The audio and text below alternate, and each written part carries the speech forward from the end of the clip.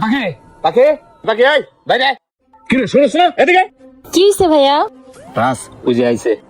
এই কিসে মানে তুই কি মনে কিছু বুঝছিস না? আকাশ থেকে পড়ছিস মনে না টিপলে দুধ গলে। আরে ভাই আমি করছিটা কি? পাখি ও পাখি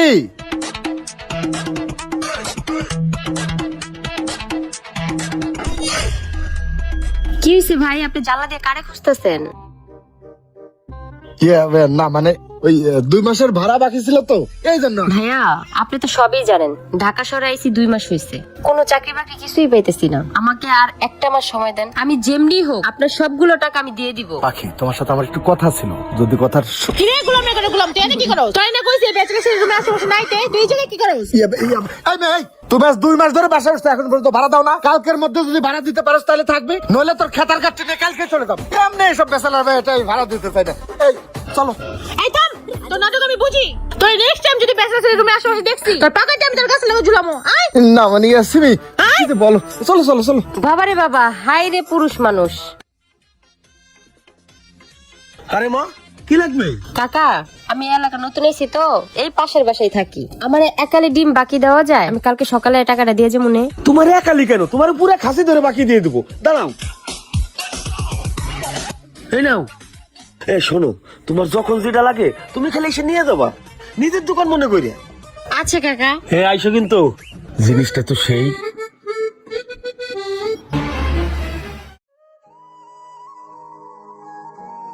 এই শোনো। জি ভাইয়া। আচ্ছা তোমার নাম কি? পাখি। ও পাখি না? তুমি তো আমার চেনো না, আমি তোমার এই পাশের রুমেই থাকি। তোমার ভাবি আর আমি একসাথেই গার্মেন্টসে জব করি। তা তোমার একা দেখি, তোমার স্বামী কোথায়? কি কুমু ভাই দুঃখের কথা, স্বামীটা না আর একটা বিয়ে করছে। বাপের বাড়িতে রাগ করে আইছি, ওইখানেও আমার ঠাই নেই, তাই এখানে একটা রুম নিয়ে থাকতেছি। কোনো চাকরি বাকরি কিছু পাইতেছি না। আচ্ছা তোমার যদি গার্মেন্টসে চাকরি দিয়ে দেই তাহলে তুমি করবা? হ ভাই, একটা চাকরি যদি আমার দিতে পারতেন আমার অনেক উপকার হইতো। তাহলে আমার গার্মেন্টসে তোমার একটা জব নিয়ে দেবো নি। কি কোন ভাই, তাহলে দেন না আমার একটা চাকরি। কালকে শুক্রবারে বিকেলে তুমি আমার সাথে একটু ঘুরতে বেড়াইও, ঠিক আছে? আপনার সাথে আবার ঘুরতে যাবো কে? আর চাকরি লেগে একটু ট্রেডিং এর দরকার আছে, আমার লোকের কালকে বিকেলে বেরোলি। আচ্ছা ঠিক আছে ভাইয়া। আচ্ছা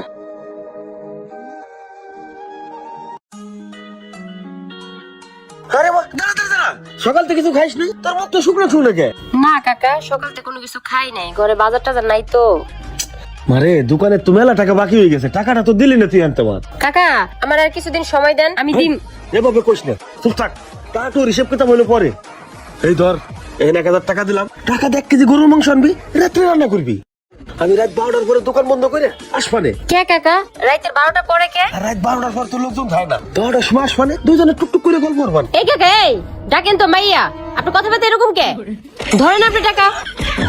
আপনি ঢং দেখলে পাচ্ছি না, তোর বড় মাংস তুই খা, শালার বুইরা খাটাইস। সরি কোন মদের উয়ারে বললাম ভালোর জন্য। ওই সন্ধ্যার সময় দোকানের বাকি টাকাটা দিয়েছিস। পাখি নাও খাও। ভাইয়া প্রত্যেকদিন আপনার সাথে এইভাবে ঘুরতে খাইতে আমার এগুলি ভালো লাগে না। আজকে এই রেস্টুরেন্ট, কালকে ওই রেস্টুরেন্ট, পরশুদিন পার্কে। আজকে 1 সপ্তাহ ধরে আপনি ঘুরাচ্ছেন, কোনো চাকরি বাকরি কোনো কিছু দিতেছেন না। সমস্যা কি আপনার? পাখি তোমার চাকরি তো হয়ে গেছে। হয়ে গেছে মানে?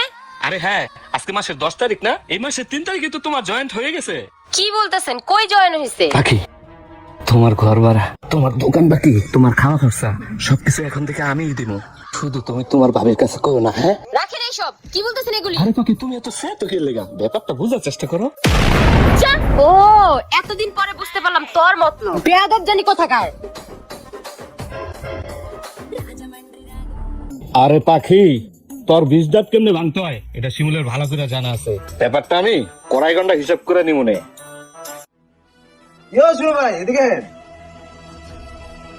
কি ব্যাপার রাজ, কিছু কইবা? হয় কিছু কোন লাগে তো ডাক দিলাম। ভাই গাছের দিকে অনেকগুলো ডাব ধরছে, ডাব কি একা একা খাইবেন? আমার কি ভাগে ভাগে দিবেন না?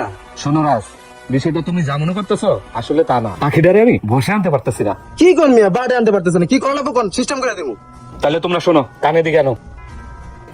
ঠিক আছে। আচ্ছা সমস্যা নাই, বিকেল বেলা যাবো, দেখবেন যে এমন সেটিং দিবো কাম হয়ে যাবো গা। আচ্ছা ঠিক আছে, আমার আবার লাঞ্চ টাইম হয়ে গেছে তো আমি অফিসে যাবো, বিকেলে তাহলে আমি বাসা থাকবো না, ঠিক আছে? আমি গেলাম।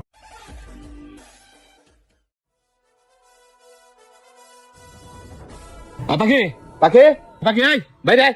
কি রে শোনো শোনো এদিকে। কি হইছে ভাইয়া? রাজ বুঝে আইছে। এই কিসে মানে তুই কি মনে কিছু বুঝছ না আকাশে পড়ছস মনে না টিপলে দুধ গলে ভাই আমি করছিটা কি? তুই একটা ব্যাচেলর মেয়ে চাকরি বাকরি কিছু করছ না কেমনে চলছ ওগুলো মনে আমরা বুঝি না রাত্রি কে আয় না এগুলো কি খবর রাখি না ভাই হন কালকে থেকে তুই শুধু এই রুম না এই এলাকায় থাকতে পারবি না তোর কারণে পুরো এই এলাকা নষ্ট হয়ে যেতেছে বলে মানে সবগুলো নষ্ট করে ফেলাইতেছে তোর লাস্টের ফার্স্ট ওয়ান দিতেছি কালকে আবার আমো মাথা মাথা রাখিস এই শোন, কথাটা মাথায় রাখিস কিন্তু, ঠিক আছে? এই রাস, চলো।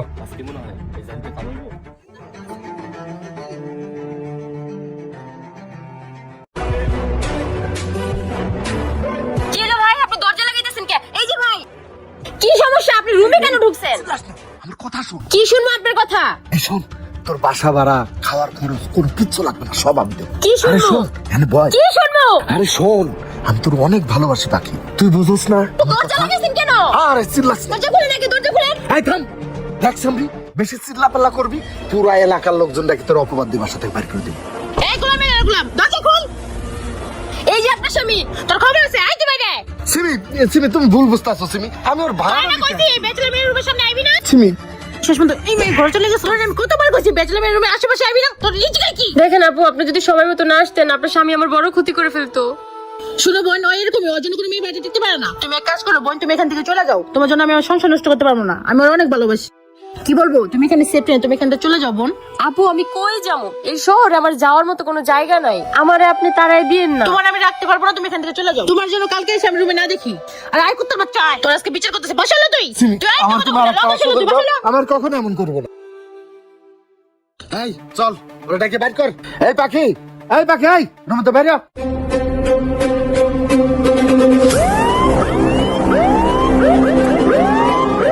তুই কেডা আরে ভাই বুঝেন না, এটা হলো নতুন মক্কেল, আজকে দুইটারে একসাথে ধরছি, এই দুইটারে ফিটিং দিয়ে দেন। তুই ফিটিং দিবি না? ওই তুই ফিটিং দিবি? একলা মাই মানুষ পায়ে বেছিস না, বাচ্চাস কেউ নাই। আর তুই আমি কেনা পরিচয় দিচ্ছি। আয় আয় আয়, এদিকে আসেন। হ্যাঁ আপনি এদিকে আসেন। এই বয়সে কি আমার ওদের মতো মার খেতে হবে নাকি? আরে ভাই আপনি কেডা? এইভাবে আমাদের গায়ের উপর হাত তুলতেছেন? আমি কে? আমি হচ্ছে ওর হাজবেন্ড, এই থানার রানিং এসআই। আমি একটা গোপন মিশনে সরকারি কাজে 2 মাসের জন্য ঢাকার বাইরে ছিলাম। আর আমি আমার ওয়াইফকে সেফটির জন্য এখানে রেখে গেছিলাম। ওর পরিচয়টা দেওয়া নিষেধ ছিল, আর এই কারণে ওর সাথে আমার কোনো যোগাযোগ ছিল না। ওকে কোনো কিছু বলা বারণ ছিল। আর তোরা এই সুযোগে তোর চাকরি দেওয়ার নাম করে ওরা 7 দিন নিয়ে ঘুরছিস, কিন্তু সেই সুযোগটা কাজে লাগাইতে পারিস নাই, তাই না? একটা সুযোগের অপেক্ষায় ছিলি। আর তুই দেখে তো ভদ্রঘরের সন্তান মনে হয়, পরের বউ সুন্দরী মেয়ে দেখলে আর মাথা ঠিক থাকে না, তাই না? এই তোদের জন্য কি ঢাকা শহরে কোনো মেয়ে সেফ না?